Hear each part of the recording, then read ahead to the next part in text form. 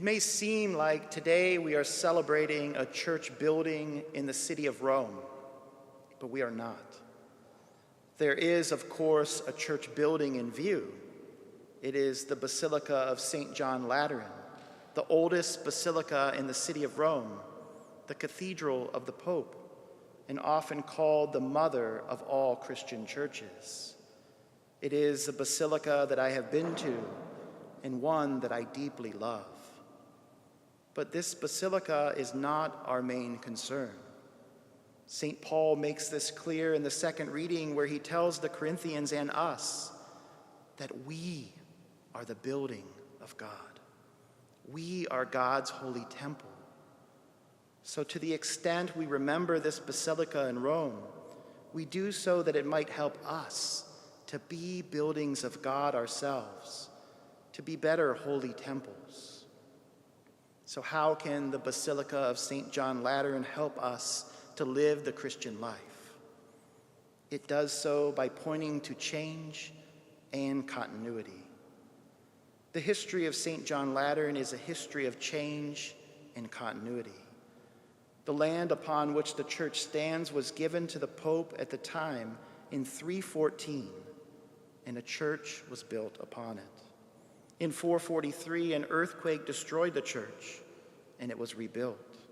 In 455, the church was again destroyed, this time by vandals, and it had to be rebuilt. Around the year 900, another earthquake leveled the church, and it was built yet again. It was destroyed twice by fire in 1308 and 1360, and it was remodeled at least 4 times since the 15th century. A history of change, and yet the same church.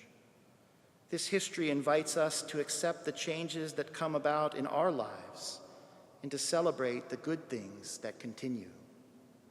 We tend to fear change and to resist it, but change is a part of God's plan for all of us.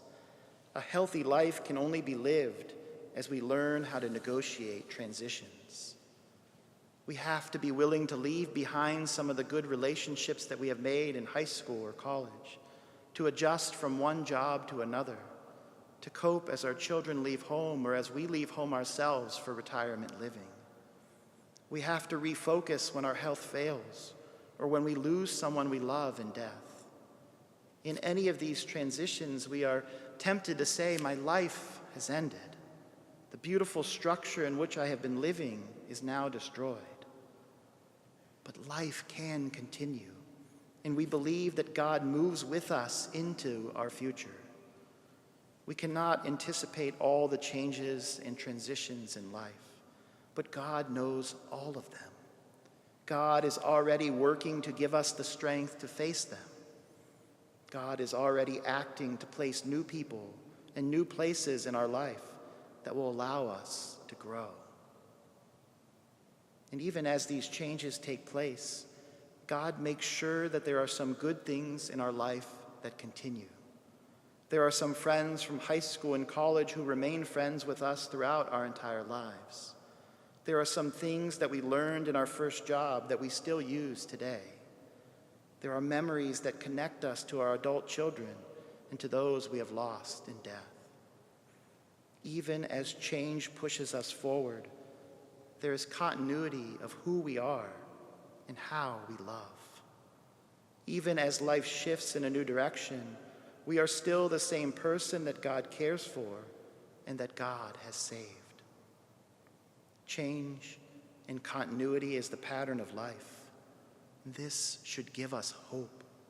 Like the Basilica of St. John Lateran, we will change over and over again. But this does not need to be harmful. In fact, it is something very holy.